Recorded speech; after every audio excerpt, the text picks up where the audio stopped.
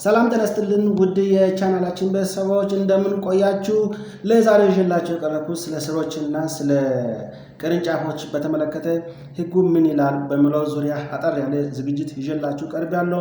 ለሐሳቤ መንደርደሪያ ወይም ደግሞ መነሻ የሆነው የፍትሐብሔር ህጋችን አንቀጽ 1212 ነው። በ1112 ላይ በቀጥታ ሁለቱም ቁጥሮች እንደዚህ ስም ነው የሚነበቡት። እንግዲህ ስለ ቅርንጫፎችና ስለ ዛፎች ስሮች በሚል ነው። አንደኛ ማናቸውም ሰው ወደ መሬቱ ላይ ተዘርግቶ የገቡትን የጎረቤቶችን የዛፎች ቅርንጫፎች በአንድ ወር ውስጥ እንዲቆርጥ በዳኛ ማስገደድ ይችላሉ የሚል ነው። ይህ ማለት እንግዲህ ወደ ጎረቤቶቹ የራሱን ድንበር አልፎ የባለቤቱን ድንበር አልፎ ወደ ሌላኛው ጎረቤት ያለፈውን ቅርንጫፍ ያ ቅርንጫፍ ደግሞ በቤት ላይ ወይም በንብረት ላይ ጉዳት ሊያደርስ ይችላል ብሎ በሚያስብበት ሰዓት ላይ ያንን በአንድ ወር ውስጥ ባለቤቱ እንዲያስነሳ ይህኛው ወገን ሊያመለክት ይችላል የሚል አንድምታ ነው ያለው። እንግዲህ እዚህ ጋር ወደ ገጠር አካባቢ በምንሄድበት ሰዓት ላይ ምርታማነትን የሚቀንሱ ዛፎች አሉ። ኖርማሊ ዛፍ ተብሎ የሚታወቀውና ሌሎች የተለያዩ እንጨቶች የአፈርን ምርታማነት ወይም ደግሞ ለምነትን ይቀንሳሉ ተብሎ ስለሚታሰብ እንዲነሳ በብዛት በቀበሌ አካባቢ ላይ ክርክሮች ይነሳሉ።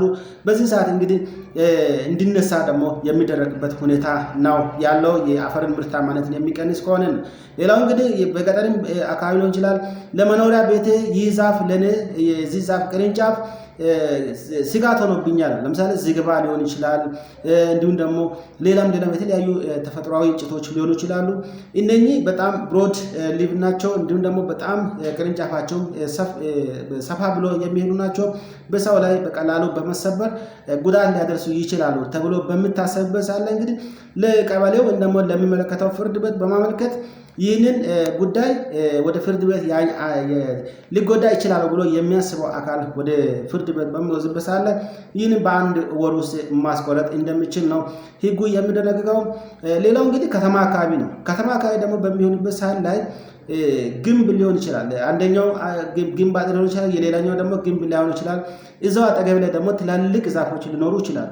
እነኚህ ዛፎች ደግሞ መቁረጥ አለበት ብሎ በሚያመለክትበት ሰዓት ላይ መቁረጥ እንደሚችል ነው። እንዲሁም ደግሞ ቅርንጫፎችን ወደ ዛኛው ግቢ ተሻግሮ የሄዱ ቅርንጫፎችን ቤት ላይ እንዲሁም አጥር ላይ ሌላም ንብረት ላይ ጉዳት ሊያደርስ ይችላል፣ እንዲሁም ለሰው ህይወት ጭምር አስጊ ናቸው ብሎ በሚያመለክትበት ሰዓት ላይ ያንን በአንድ ወር ጊዜ ውስጥ እንዲያነሳ ሊያደረግ ይችላል። በዚህን ሰዓት እንግዲህ እነኚህ የተቆረጡ ቅርንጫፎች ወደዛኛው ሰው ይሸጋገሩ እንጂ የተቆረጡ ቅርንጫፎች የዛፉ ባለቤት ነው የሚሆኑት። በሚገርም ሁኔታ የትኛውም እንትን ቢሆን የትኛውም በየትኛው ምንም ያክል ሰፋ ብሎ ቢሄዱ ያንን መውሰድ የሚችለው ያ ባለቤቱ ነው መውሰድ የሚችለው ነው። ሌላው እንግዲህ ሁለተኛው ሐሳብ የአንድ መሬት ባለሀብት የማስታወቅ ግዴታ ሳይኖርበት ከወሰኑ መስመር አልፎ በመሬቱ ውስጥ ለውስጥ የሚሄዱትን ስሮች ሊቆርጣቸው ይችላል። ይሄ ማለት ምን ማለት ነው? ከአንደኛው ቤት ቅርንጫፎቹ ትናንሾቹ ሊሆኑ ይችላሉ፣ ቅርንጫፎች ላይኖሩ ይችላሉ። ግን ስሮቹ በጣም ትልቅ ሆኖ ወደ ሌላኛው ቤት ተሻግሮ በሚሄድበት ሰዓት ላይ ያ ሰው ወደ ግቢው የገባበት ሰው ቆርጦ ለራሱ መውሰድ ይችላል። ኖርማሊ ለራሱ መውሰድ እንደሚችል ነው እንግዲህ ህጉ የሚደነግገው። ምክንያቱም ያኛው መጥቶ የኔ ዛፍ ስር እዚህ ውስጥ ገብቷል ወይ ባንተ ግቢ ውስጥ ገብቷል ብሎ ቆርጦ መውሰድ አይችልም። ምክንያቱም ከድንበሩ ካለፈበት ሰዓት ጀምሮ የዛ ሰው ነው የሚሆነው ነው። እንግዲህ ከዚህ ጋር በተያያዘ በተለይም በገጠር አካባቢ ላይ በድንበር አካባቢ ላይ ሙዝ እንዲሁም የተለያዩ በቀላሉ የሚሰፉ እና እያደጉ ሲሄዱ ቦታ የሚይዙ ተክሎች በሚተከሉበት ሰዓት ላይ በጣም በስፋት ክርክር ይነሳል። እንዲሁም ደግሞ ሳሮች አሉ፣ ሚስፋፉ ሳሮች ማለት ነው።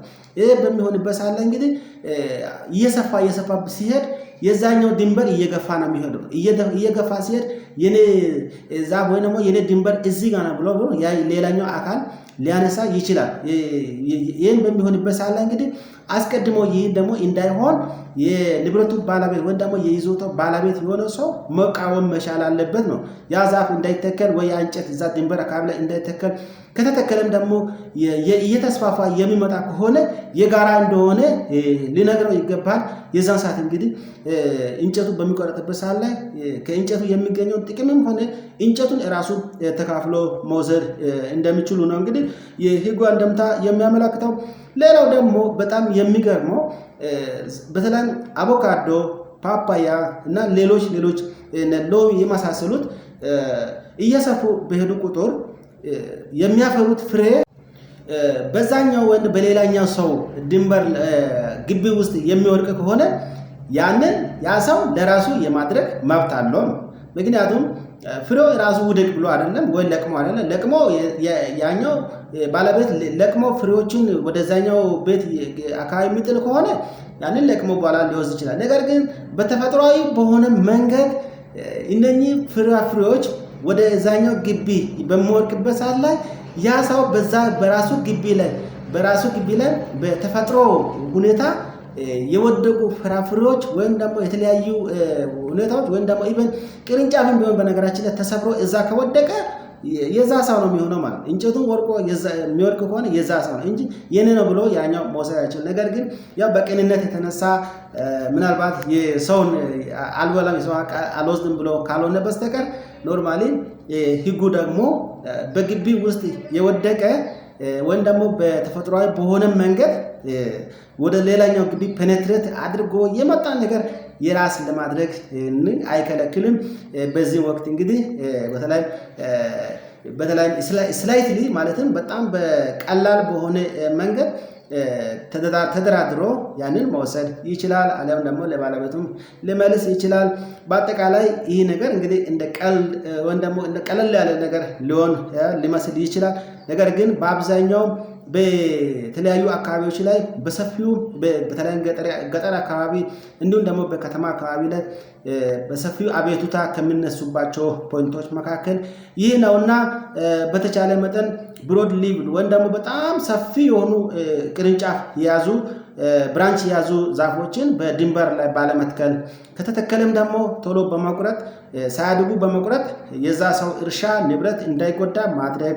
እናም ደግሞ በተለይ በእርጅና ምክንያት ደግሞ የቆዩ ዛፎች ካሉ እነዚያን ዛፎች ቶሎ ብሎ በማንሳት ወይም ደግሞ ቆርጦ በማንሳት የሌላኛውን ማህበረሰብ ወይ የሌላኛውን ሰው ነዋሪውን ደህንነትን ማስጠበቅ መቻል ያስፈልጋል ማለት ነው።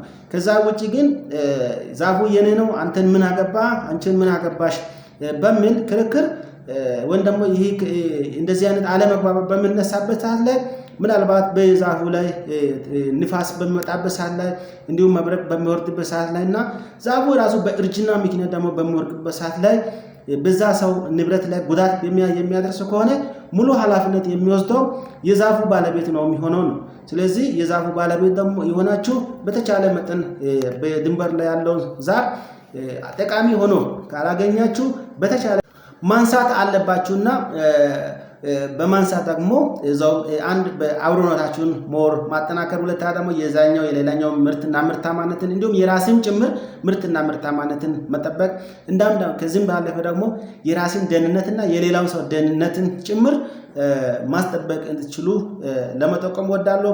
በዚህ ሁኔታ እንግዲህ በጣም በርካታ ጉዳት የደረሰባቸው ማህበረሰብ አካላቶች ሊኖሩ ይችላሉ። እዚሁ በኮሜንት ስር ላይ አስተያየት ማስቀመጥ ትችላላችሁ። ይህ ለቅድመ ጥንቃቄ የሚረዳ ስለሆነ ይህን ቪዲዮ በዩቲዩብ ቻናል ላይ እንግዲህ አይታችሁ ላይክ እንድታደርጉና እንዲሁም በቲክቶክ ላይ ፎሎ እንድታደርጉ በአክብሮት ጠይቃለሁ። ዩቲዩብ ቻናል ላይ ጥጋቡ ማርቆስ ኦፊሻል ብላችሁ ገብታችሁ ሰብስክራይብ ማድረግ ትችላላችሁ። በቴሌግራም ጠበቃ ጥጋቡ ማርቆስ በሚለው ገብታችሁ የተለያዩ ህግ ነክ መረጃዎችን ማግኘት ትችላላችሁ። እንዲሁም በዚሁ በቲክቶክ ላይ በመለቃቸው አጠርና ረዘም ያሉ መረጃዎችን በዚሁ ማግኘት ትችላላችሁ። መልካም ቆይታ። ሀገራችን ኢትዮጵያን ፈጣሪ ባርክልን።